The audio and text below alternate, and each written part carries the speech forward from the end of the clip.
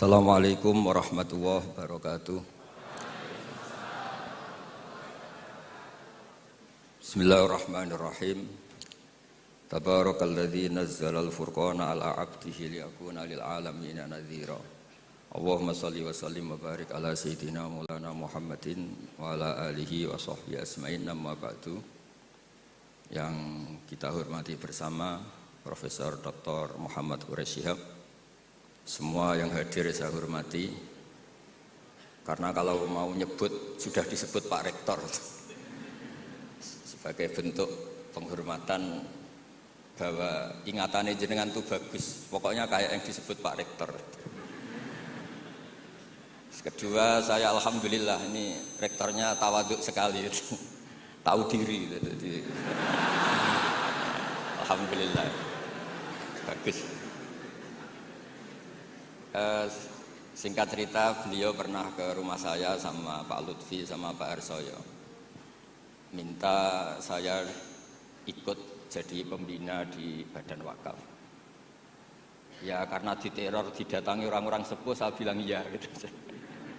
Kalau adat Jawa itu kalau didatangi itu kan kayak diteror. Yes. Padahal saya di sini tuh lama sekali. Derekno Profesor saya ini ikut bantu. Karena latar belakang beliau itu sastra adab. Dulu di Al-Azhar sama dengan Profesor Quraish, seniornya Pak Quraish. Saya mulai kecil nekuni fikih, terutama fikih. Tapi karena bapak saya itu hafal Quran, keluarga saya itu banyak yang hafal Quran. Hafal beneran, maksudnya itu hafal betul itu. Nah, sehingga terus saya juga ikut hafal. Nah, kenapa judulnya seperti ini? Ini makalah nanti di tasrih istilahnya pondok bareng-bareng Pak Quraish. Jadi Indonesia yang damai ini nggak lepas dari peran kitab-kitab yang datang ke kita, datang ke Indonesia. Misalnya arti kemenangan. Arti kemenangan itu tafsir yang datang ke kita. Ini yang paling terkenal kan tafsir Munir, karangannya Syekh Nawawi Al-Jawi. Itu beliau menyebut kemenangan umat Islam itu kemenangan logika. Logika bahwa alam raya ini dimulai dari satu Tuhan yang berstatus wajibil wujud tentu lebih masuk akal ketimbang logika yang lain. Misalnya logika nihilisme, bahwa alam ini dimulai dari ketiadaan. Karena itu melahirkan satu teori ketiadaan menciptakan yang ada. Jadi nanti membingungkan, ada teori al-adamu yakhluqu maujudan, sesuatu yang enggak ada itu menciptakan yang maujud. Itu tentu enggak ketemu nalar. Ini saya baca ya, nanti di tasih Pak Quraish. Awal makalah, saya baca Arabnya. Jadi yang pernah kuliah di Fakultas Syariah ini dosennya banyak yang santri saya ini, tapi nggak berani baca depan saya. Nanti kalau salah langsung dipecat sama Pak Rektor. Saya di sini itu mulai tahun 2000 sama Profesor Zeni. Dulu belum Rektor itu Pak Fatullah. Tahu-tahu jadi atasan saya ini. Enggak bener, tapi nanti di akhirat atasannya saya lagi nanti kalau. Karena yang bisa nyafaati itu orang hafal Quran itu, jadi harus saya baca ya. Kata Syekh Nawawi, wa may yatawallallaha wa rasulahu walladzina amanu fa inna hizballahi humul ghalibun. Siapa yang mempertuhankan Allah, mengikuti semua aturannya Allah, seterusnya terus pasukan Allah itu pasti menang. Ini ikut Al-Maidah 56. Wa may yattakhidhum awliya fin nusrah fa innahum junduwa wa junduwa humul ghalibun ala a'daihim bil hujjah fa innaha mustamirratun abadan amma bisaulah wa daulah faqad yuhlabun. Jadi kemenangan umat Islam yang permanen itu kemenangan logika. Kalau kemenangan perang, kemenangan bernegara, kemenangan sosial, orang Islam ya pernah kalah. Zaman Nabi Sugeng saja pernah mengalami kalah periode Mekah. Ketika periode Madinah juga pernah mengalami kalah di peristiwa perang Uhud. Tapi kalah-kalah sosial ini tidak ada pengaruhnya dengan kalah secara logika. Logika bahwa alam ini dimulai dari satu Tuhan wajibil wujud tentu lebih mudah dicerna. Makanya beliau ngendikan menang itu ala a'daihim bil hujjah fa innaha mustamirratun abadan, karena logika itu yang abadi. Artinya gini, ketika kita secara sosial ekonomi kalah, mungkin secara apa kalah, meskipun kita tidak ingin kalah, Tapi jangan pakai ukuran itu. Nanti jangan-jangan ketika kita kalah kaya sama nyuwun sewu non muslim atau kalah kaya sama yang sholat, buruhnya orang tidak sholat, yang sujud buruhnya orang yang tidak sujud. Anda tidak perlu merasa kalah. Ketika Anda kerja dan tolabul halal itu yang merintahkan Allah. Jadi Anda tidak pernah buruh di mata Allah, distatuskan tolabul halal, orang yang mencari apa? Halal, dan itu ibadah. Karena Islam hanya mengakui hukumnya Allah. Dulu Sayyidina Ali karramallahu wajhah pernah ajjaro nafsahu li Yahudiyan, juga pernah kerja di orang Yahudi. Tapi enggak merasa hina karena thalabul halal itu perintah Allah. Dulu Nabi pernah enggak punya uang. Alhamdulillah ditiru banyak umatnya, kalau enggak punya uang itu banyak alhamdulillah itu. Semoga jangan karena ingin punya uang ingin jadi dosen, berarti nyari jadi guru karena ingin punya uang. Semoga enggak jadi guru karena ingin ngajar. Nggih monggo niki tobat niki gitu. Jadi walhasil terus akhirnya Nabi itu mau beli gandum lah atau makanan. Cara Indonesia mungkin beras. Cara Jawa itu ngutang. Terus kata orang Yahudi, jaminannya apa Muhammad? Nabi sempat bilang, ngendikan, saya ini dipercaya langit, masa kamu tidak percaya saya? Kata orang Yahudi itu menurut orang Islam, saya ini Yahudi. Walhasil Nabi terus rohanahu dir'an. Nabi menggadekan rompi perang sebagai jaminan kalau kapan-kapan tidak kuat bayar. Ya muamalah sama orang Yahudi. Jadi intinya tafsir yang datang ke kita itu banyak cerita. Bahkan cerita fitnah min adzabil qabri itu ceritanya Sayyidah Aisyah itu didatangi dua perempuan Yahudi. Sayyidah Aisyah itu dermawan sekali. Ya memang orang-orang soleh itu jubila auliya wala sakha. Orang soleh itu pasti dermawan.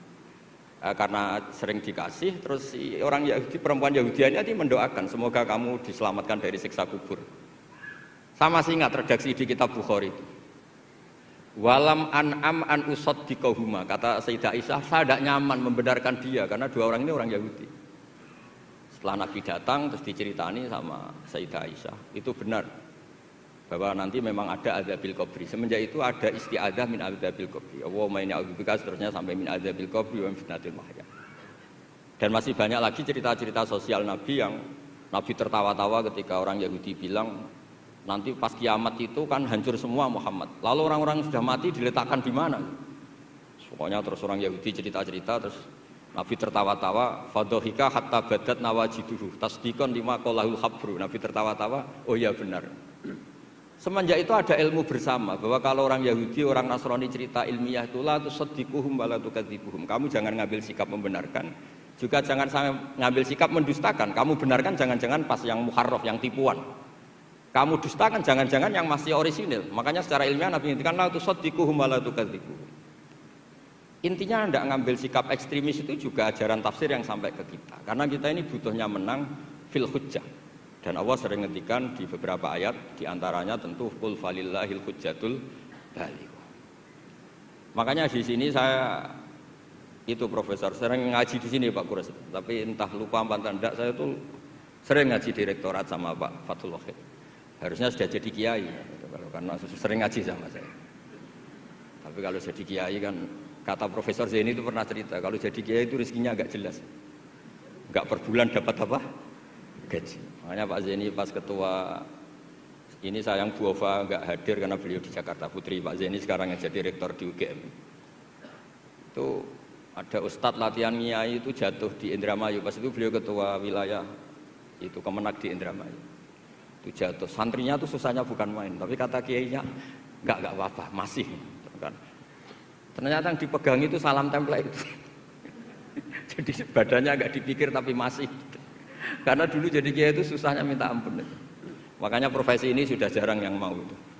Kalau jadi kiai artis banyak yang mau karena makanya saya jadi kiai di UI itu sering istighfar. Jangan-jangan ini kategori elit sehingga hisabnya besar. Makanya saya ini termasuk kiai orisinil. Jadi saya dipaksa jadi kiai di sini tapi sering nggak mau karena saya ini kiai betul. Jadi kalau fasilitas banyak takut hisab. Kalau kiai nggak betulan fasilitas banyak tambah seneng. Nah ini bukan nyindir siapa-siapa, ini memang aturan ikhlas begitu, mukhlisina lahuddin, enggak nyindir siapa-siapa, memang aturannya begitu. Saya cerita di keluarga saya yang masih megangi itu. Di pondok itu ajaran pertama itu tauhid, dan itu mesti diajari sifat pertama Allah itu wajibul wujud. Wujud kita mbakok mukhalafatul hawadis. Dan mereka sering beri contoh. Kenapa tafsir Munir Bismillahirrahmanirrahim? Pertama yang diterangkan oleh tafsir Munir, Senawi Al-Jawi. Kenapa Al-Quran dimulai dari ba? Dan ba dimulai ada titiknya satu. Itu Allah seakan-akan mau maklumatkan bahwa awwalu hadil mawjudat adalah nuqtah wahidah. Pertama wujud, kamu gambar apa saja, saya sering cerita ini tak ulang-ulang. Kamu gambar apa saja, entah gambar jelek, entah bagus, tetap dimulai dari satu titik. Angka 1 juta sampai 1 miliar, 1 triliun, tetap dimulai dari angka 1. Sebab itu bak di situ kata Syekh Nawawi adalah bi kana makana wa bi yakunu mayakun. Dengan saya kata Allah, yang ada menjadi ada, yang mau ada saya yang mengadakan. Unsur utamanya saya kata Allah. Nuqtatil wujud. Artinya gini, andaikan kita neladani tafsir-tafsir yang ada di Indonesia, kita ini pasti menguatkan akidah.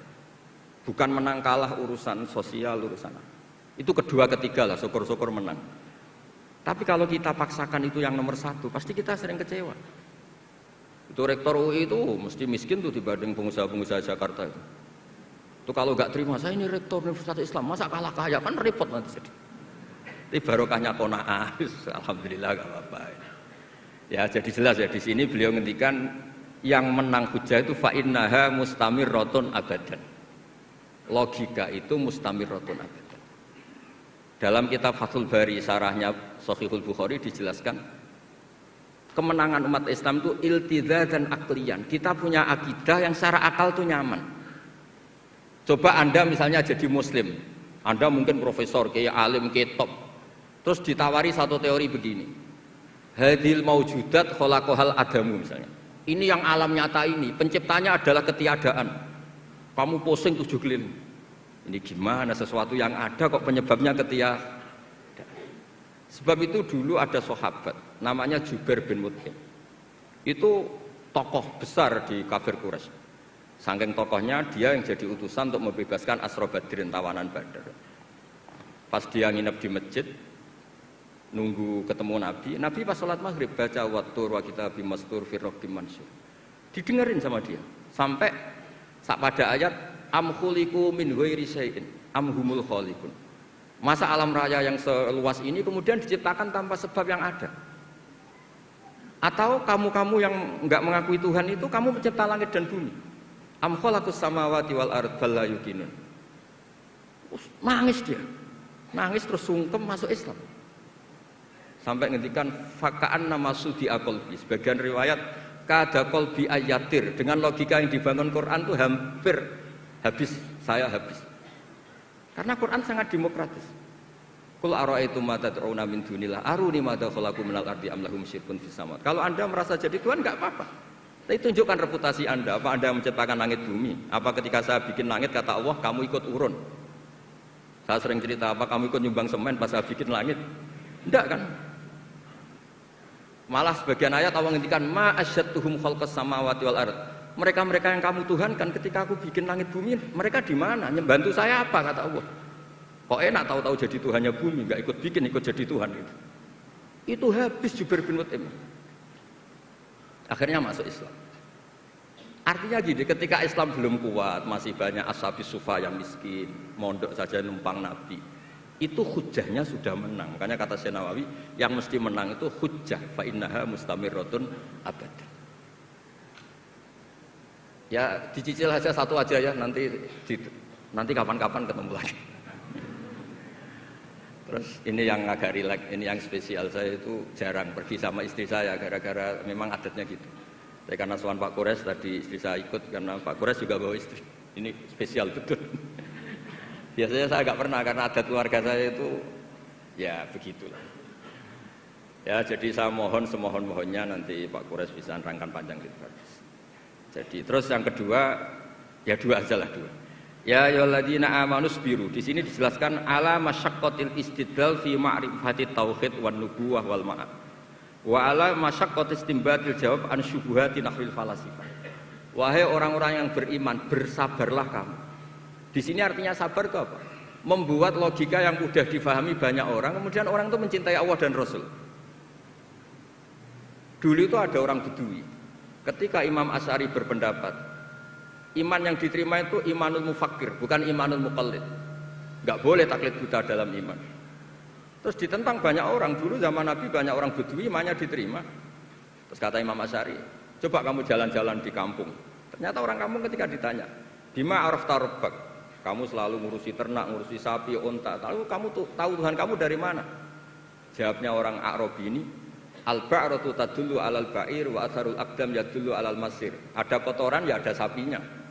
Kalau ada bekas orang lewat ya pasti ada yang lewat. Artinya kalau ada makhluk itu pasti ada atharun min athari qudratillahi ta'ala.